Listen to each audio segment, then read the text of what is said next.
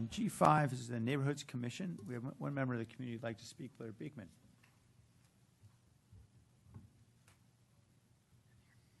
Here we go. We got the author coming. Hi.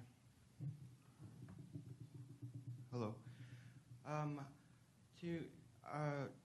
To mention, a few weeks ago, a month or two ago, your city council very nicely talked about in open session the idea of you had a certain camera program that was about $500,000 that had been stored away with a certain group or groups within the city, and you had all mentioned your slight misgivings and worries about this project, and openly and offered your sorries about it, and I thank you for this. And I did a little checking afterwards, and it's been something I've been looking into for like a few years now, the idea of your stationary camera program and what has become of it, and I think this possibly may be what has become of it, and it's being worked with between the Neighborhoods Commission and the like a sort of police, semi-police union. And I was given this information by Council 2 person Sergio Jimenez, is that his last name, Jimenez? And it was very nice of him, and he wanted to offer some sort of closure. And now that we're at some sort of closure, I'm understanding the project a bit more, and just where do we go from here? I think I like the idea of the Neighborhoods Commission as in charge of this project, but at the same time, you know, it adds a softness to it. But at the same time, it seems like it's an awful large responsibility for the Neighborhoods Commission in and of itself, and I just wanted to note that here in this public space. Thank you. Thank you, sir. Councilman Rocha, I know you've got a memo. Did you want to speak on the memo? Sorry. No, no problem. We're moving pretty fast here. Thank you. No, I honestly don't have any major comments. I think the memo kind of speaks to it. As a liaison, you often hear from either staff, the commissioners, or the community about the role of the commission, the scope of the commission, its purpose, its effectiveness. And this memo is kind of really speaks to the couple years that I've been the liaison on this issue and the concerns I've heard from the other commissioners in terms of the staff support, their ability to work on issues that might be theoretically outside their scope, and this being a commission that really doesn't have a narrow scope, and then staff's concern in terms of being able to support that scope creep, as is often used by the city manager's office. So we've had some issues here in terms of them being able to work on some of the issues they want to work on, and staff being able to support them in that work. Because oftentimes, if it's an issue that they come up with at the commission meeting, and then we know that staff is now the one that's got to go do the research, bring the item back, and present any particular issues for them to represent the council. So that's generally what it is. There's 5 issues here. So based upon those different feedback that I've gotten, the other issue that I pointed out with, and I had a number of meetings with the city manager and Roberto on this, was around a retreat. This commission, I don't know if they've had a retreat. I can't think of the time that they had. And they have some new commissioners. So vetting some of these issues out with their fellow commissioners and staff, and then also to provide us an opportunity to hear from them on what they think about the effectiveness of their commission, what they think about the scope of their commission, and the staff support. So really for the council to have a good opinion and a good feel of what the commission is expecting, what city staff's expecting, that retreat, I think, is really vital to us having a sense of where their head's at. So that's really, I guess, my 2 cents on what I was trying to accomplish here. Because as we creep into our budget process, if it is the will of the council to give them more staff support, we've got to hear from city staff on that, and we've got to hear from the commission on that, and then we make that ultimate decision if the commission really feels that they're not being supported in the way that they want to be supported. Thank you, Councilmember. So I'm really not prescriptive in terms of an outcome. I just think these are the issues that we should discuss, and then at some point the council can maybe weigh in on it. And your intention is that go to the retreat first, then come back to staff to bring to the NSC. Is that right? Yeah, I don't know if was I specific about the NSC? I don't know if you were actually. I don't believe I had mentioned coming back to committee. Okay. I think it was really for Where the would you full like council. it to come back to? Well, I'm open to what the Rules Committee thinks might be effective, whether it's coming back to the full council with a report. I'm also interested in hearing from the city manager's office, because a lot of the items that I'm in here are really ones that I've heard from the city manager's office in terms of their ability to support this commission and the many subcommittees that they have. Yeah. I'm sorry to hear that Roberto's not here. Maybe Dave can speak to, because Dave? I know Zolma's in the back as well. Yeah, so I think Zoma can come up. But I think that Councilmember Rocha has characterized the issues well, and there are certainly, I think, issues that are here and present that are kind of making this process with this commission be pretty inefficient. And so I think it's our preference to kind of tackle these issues so we have kind of a lot more clarity around what the commission's supposed to be doing and how we're supposed to be supporting them. So if you want to add anything, Zolma. No, I mean, the memo does basically give an opportunity to refresh the purpose and the management of this commission. And I believe a retreat would be a great opportunity to have a fluid discussion about what that means moving forward, both on the city staffing side as well as the commission and the value of the commission supporting the recommendations to the mayor and the city council. Thank you. And I certainly appreciate the sentiments about concern about staff, because I know this is a commission that needs, all of our commissions need care and feeding and staff support. And this one seems to demand an awful lot.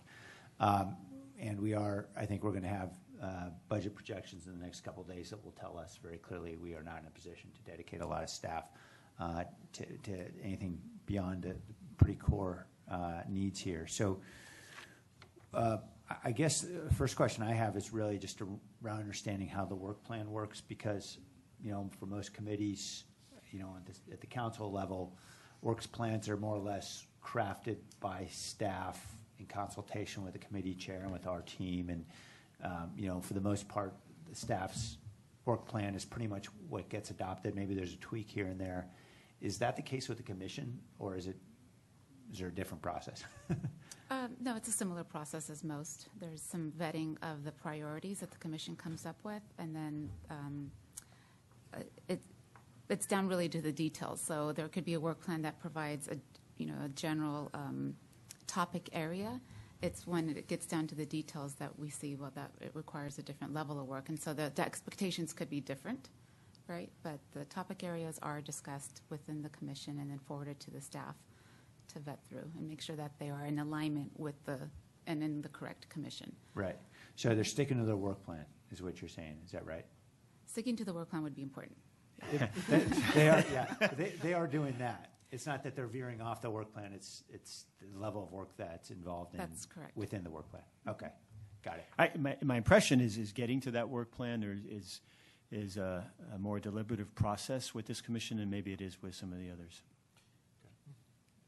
Councilman Kemps? So this is one of the reasons why I actually voted against reinstating this commission. First, there's 20 people. And I do occasionally serve on a committee that has 40 people, and it's a nightmare to talk about one item. And because I serve on ABAG, it usually takes about 2 hours to get through one question, and that's limiting each discussion to 2 minutes. I don't see how things can get done with that large of a group, and I do think that there could be commission creep. I mean, I understand that a lot of people wanted to do, their hot topics. And the one time that I actually wanted that commission to work on something, neighborhood safety, they declined it. So, I'm up for reviewing within even the necessity to have the commission. I'm up for reviewing it, and I wanted to see if staff has a red light, green light, yellow light process on the idea that Councilmember Rocha has suggested.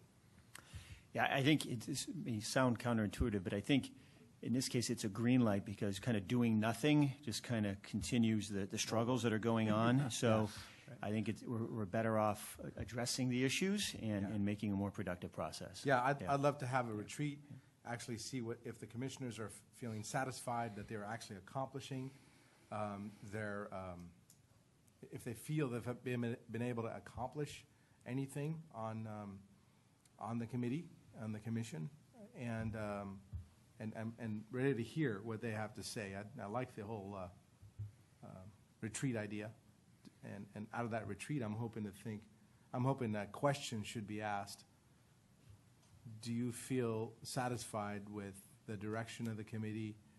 You know, ask them if it's too large. Ask them if they feel that are they dealing with the things they wanted to deal with. Councilmember Jones? As someone who served on the Neighborhoods Commission, I'm totally opposed to the idea of eliminating it. From the very time I was on the commission, some of these issues and areas that Councilmember Rocha brought up actually were a problem back then. And I just feel like it's one of those situations where you want to throw the baby out with the bathwater as opposed to setting the commission up for success. I remember the original mission of that commission, and that was to get input from neighborhood leaders on quality of life issues. And I think the council still needs to get that input. And I think that based on some of the recommendations that I saw in the memo, if we can restructure the commission, make some improvements, and set it up for success, then I think we're going to have a very strong, valuable commission that's going to be able to give the city council some insightful input on some of the challenging issues that we address every day. So I'm supportive of the memo, and I'd like to see it move forward. So I want to make a motion to approve it. I'll make a second, but it's not that I support the memo. I just wanted not to have a preconceived outcome saying keep the commission, because if the commissioners aren't happy and they think that their time would be better served writing emails or coming to the council and making their views heard on behalf of whatever neighborhoods that they do represent, I think that's another option. But I'm supportive of it. I just don't want to have any preconceived outcome being, thrown into the mix. So there's a motion and a second on the memo. On the issue of elimination, there may be some preconceived outcome to the extent that I think under Measure B, the June or November measure, this is the commission that is the oversight committee, is that right? That's right. Yeah, they play a role. This is the on June tax, measure. on the sales Yeah. tax, the June one. Yeah. That's true. So unless we want to go designate somebody else, that's, Yeah, I mean, you can always we need find a a separate oversight citizens committee. group. Yeah. Okay. I guess I just want to say I certainly support looking at all these issues, and I appreciate Councilmember Rocha raising them. I think there's one more that ought to be raised and thrown in the mix. Councilmember Jones really hit on it, which is the purpose here is to provide input to the council. And a couple of years ago, we suggested to, and I think the council, I'm pretty confident, voted on this, that the city manager's office and all the departments determine how we're best going to get information about the discussion at the neighborhoods commission level and the conclusion they reach on relevant issues, and that be incorporated in some meaningful way in the reports that come back to council. Well, that's something that the commission chair prepares, and this would be true for any of the committees, whether the neighborhoods commission, parks commission, or any other. It would be, they prepare a paragraph or two that summarizes their discussion, or it comes back to staff to do it. It doesn't have to be staff. Certainly it can be on the commission chair or whoever the commission designates. But the problem is there is a real disconnect. Fundamentally, the basic function of providing advice to the council can't be satisfied if we're not being provided some summary of what's happening. And I think VTA has figured out how to do it pretty well, although I think VTA, bluntly has more money for staff to do that than we do, and we may need to find a more resourceful way of doing it. But I do really think that part of this ought to be, how do you make sure the council really understands when that issue has come before the council and another commission has already heard it, what the commission has said. I mean, we certainly know we've got it for the planning commission, but it's been spotty outside of that. And if the maker of the motion might consider including that in some way. Yes. Appreciate it. Yes. Okay. And just a question on process, with this approval, is this giving us direction, or are we agendizing this for council to give us direction? It's agendized for council. Okay. Yeah. Thank you. And if I may, what I'm also looking for, though, is some strong recommendations from the manager's office, given they're supporting this commission, on what your experience has been, what you might suggest going forward be a model that would be one that you can support at the level you're supporting, and if not, what that next level would be for you to support the commission at the level that they may want to be supported on. I mean, that really, that's the conversation I've had with the city manager on this extensively. I haven't moved anywhere without talking to Norberto about this.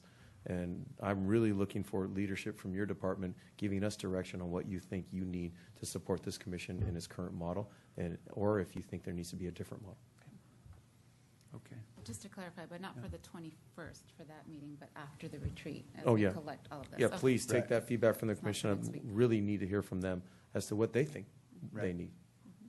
Okay, so we got some time. It'll go to the commission and come back to council. Other comments? I know one member of the community just walked in. I'm going to call him up in just a moment. No? Okay. Pete Colstead, I believe, is the chair. Take your time, Pete. We're okay, Pete. Yeah. Hi, my name's Pete Kolstad. I have to read this, by the way. I'm the current chair of the Neighborhoods Commission. I'm only speaking for myself, but I'm going to use a collective voice because I would like to speak for the commission. This agenda item that you're looking at presents two competing futures for the Neighborhoods Commission. The retreat will most likely allow us to affirm and refine the operational style we have adopted this year. The alternative, especially the options offered up on size, appointment, and scope, could easily return us to the bad old days, the old processes that resulted in nobody knowing what this commission did or what its function was. And the liaison and I have had a conversation about this. Nobody knows where to put this commission. We are not your Chappie's Neighborhood Commission. Over the past 5 months, our ad hoc chairs have established a completely different way of operating. We've referred back to our charter to study, review, evaluate, and make recommendations about the issues that are important to our city's neighborhoods, such as illegal fireworks, homelessness, and development noticing. Our approach is based on creating working partnerships with the city's departments, as we did last year very successfully, I think, with ESD and the illegal dumping efforts that they did. We're really excited about the retreat. We're very happy it's been offered. It's the first of the kind, really, for us to have a retreat like this. We deliberately, earlier this year, pushed back the date so we could establish a track record of how the new operations would work, and we're happy to lay that on table for study and evaluation by everybody involved. We're grateful to the city manager, wherever he is, and to the liaison for giving us some help and a little bit of slop on this thing to let us get our act together. In the end, the choices are simple. Do we come to a meeting, grab a seat, listen to a bunch of city reports, nod sagely, go home, come back and do it again next month, as in the old days? Or do we focus on projects that specifically address and try to move the needle on some of the issues that the neighborhoods are facing? Oops. Is that me? Sorry. We appreciate everything. Thank you. Thanks, Pete, and thank you for your service and your leadership on the commission. And Pete, I'm also happy to hear that it's not Chappie's old Neighborhoods Commission.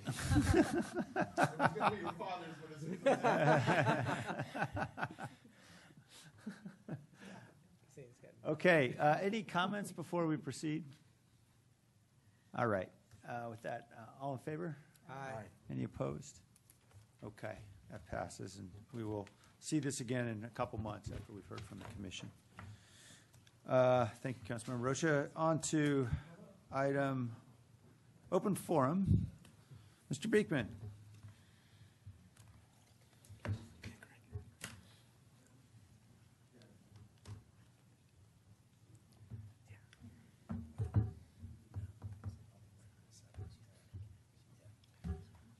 I had a few things to talk about in open forum. I'll see if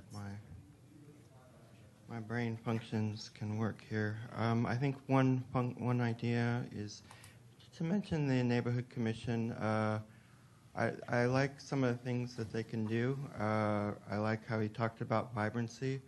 I like my own self. For as much vibrancy as they may have, I worry about how they can actually move the needle on things. That's just my own personal opinion. But I think they may have a certain vibrancy that may be different than in years previous, but who knows. I didn't like how they handled the drone stuff too much, and So, and I'm not too happy about them being in charge of the stationary camera program, just in terms of for the whole city to understand that I just don't like FRT technology. I don't know how else to say it, I just wish that we aren't in charge of such innovation ideas for the future. I don't like having that badge of responsibility. What else? But I guess, it's important to learn to live with it, or how to make do with it. And I'd like, things to be open. I'm learning how to say things always need to be open for the future of technology in the city. And if we can do that, that's just the most important thing in my life, and what should be the most important thing for a city and a government. The city of Berkeley is putting off their NICRIC approval for a month, so NICRIC is being questioned in other places around the Bay Area. I hope you can keep that in mind. And here's to good idealism. Thank you for your work you're going to do with the city of Chicago. Thank you. Thank you for speaking. Thank you. The meeting's adjourned.